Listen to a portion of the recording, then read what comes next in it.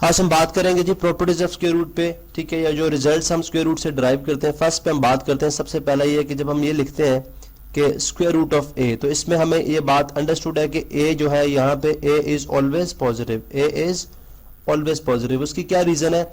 उसकी रीजन हमने, अगर आपको याद हो तो हमने बात की थी डेफिनेशन के अंदर कि ए जो है वो नेगेटिव होगा तो वो कॉम्प्लेक्स नंबर होगा। नेगेटिव नंबर्स का स्क्वायर रूट रियल नंबर्स के अंदर एग्जिस्ट नहीं करता, ठीक है। इस फॉर्म को हम अमूमन जो है जो जानते हैं स्क्वायर रूट के अंदर, तो हम इसको बोलते हैं प्रिंसिपल स्क्वायर रूट, ठीक है। ये कहलाता है हमारे पास प्रिंसिपल स्क्वायर रूट, ठीक है। अब इससे जो प्रॉपर्टी है, इससे जो रिजल्ट है हमारे पास वही है कि अगर आपके पास लेट से अगर square root of a is equal to b हो, ठीक है, तो दिस इंप्लाइज दैट ए जो होगा वो किसके इक्वल हो जाएगा? बी स्क्वायर के इक्वल हो जाएगा, ठीक है। ए जो होगा वो किसके इक्वल होगा? बी स्क्वायर के इक्वल। और ये याद रखें कि ए बी जो है वो ग्रेटर और इक्वल टू क्या होगा? जीरो। लेट से हम इसको इस तरह से स्टडी करते हैं कि अगर मैं यहाँ पे बात करूं जी कि स्क्वायर रूट ऑफ 3 जो है या स्क्वायर रूट ऑफ 9 जो है वो इक्वल है 3 के, स्क्वायर रूट ऑफ 9 जो है वो इक्वल है 3 के। तो दिस इंप्लाइज दैट मैं क्या करूंगा? Taking square root on both sides. अगर मैं नेक्स्ट प्रोसेस में नेक्स्ट स्टेप में मैं स्क्वायर कर लेता हूँ दोनों साइड पे, बिकॉज स्क्वायर रूट को खत्म करने के लिए स्क्वायर लेते हैं। स्क्वायर रूट से कैंसिल तो आ जाएगा 9 इज इक्वल टू 9, ठीक है। 9 इज इक्वल टू क्या हो जाएगा? 9, बिकॉज 3 का स्क्वायर क्या है? 9। अगर आप देखें तो ए बी दोनों ग्रेटर और इक्वल टू क्या है? 0 है, ग्रेटर और इक्वल टू 0 है, ठीक है।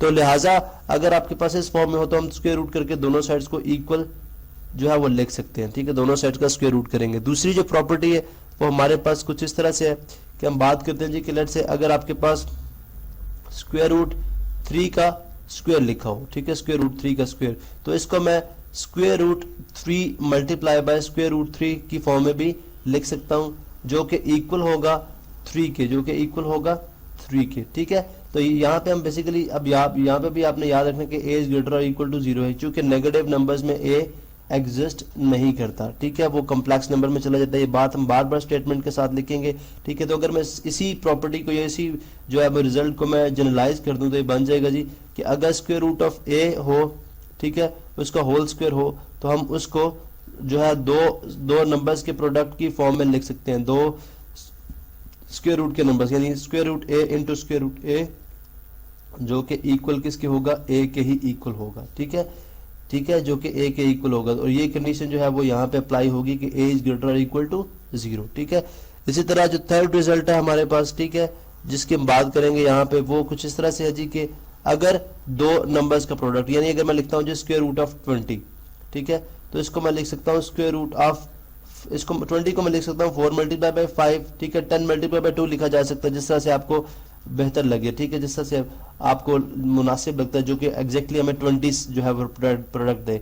तो अगर हम ये बात करना चाह रहे हैं स्क्वायर रूट के अंदर दो नंबर जो हैं, ठीक है, वो मल्टीप्लिकेशन की फॉर्म में है, तो हम उनको अलग अलग फॉर्म में लिख सकते हैं, यानी square root 4 multiply by square root 5, ठीक है। यहाँ पे भी वही प्रॉपर्टी कि ए बी, लेट सपोज अगर मैं यहाँ पे इसको जनरलाइज करूँ, ठीक है, इसको यहाँ पे मैं अगर जनरलाइज करूँ तो ये कुछ इस तरह से बन जाएगी, ये कुछ इस तरह बन जाएगी कि अगर लेट से अगर मेरे पास स्क्वायर रूट ए बी की फॉर्म में अवेलेबल है, ठीक है, ए मल्टीप्लाई बाय बी, तो मैं इनके स्क्वायर रूट या जो अंडर रूट है वो मैं इनके अलग अलग फॉर्म में लिख सकता हूँ। लेकिन याद रहे कि यहाँ पे ए और बी दोनों जो हैं वो ग्रेटर और इक्वल टू 0 होंगे, ठीक है, नेगेटिव नहीं हो सकते, ठीक है।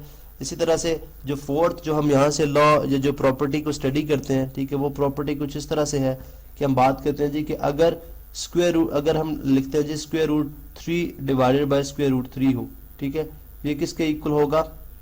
ये इक्वल, इसको हम होल में कर सकते हैं, जो कि बन जाएगा हमारे पास 3/3, या अगर आप यहाँ पर डायरेक्टली इसको कैंसिल आउट करना चाहें, ठीक है, स्क्वायर रूट 3 से कैंसिल आउट के 1 हो जाएगा। अगर आप 3 और 3 का यहाँ पे होल में करके कैंसिल करें तब हमारे पास क्या आएगा? 1 आएगा, ठीक है।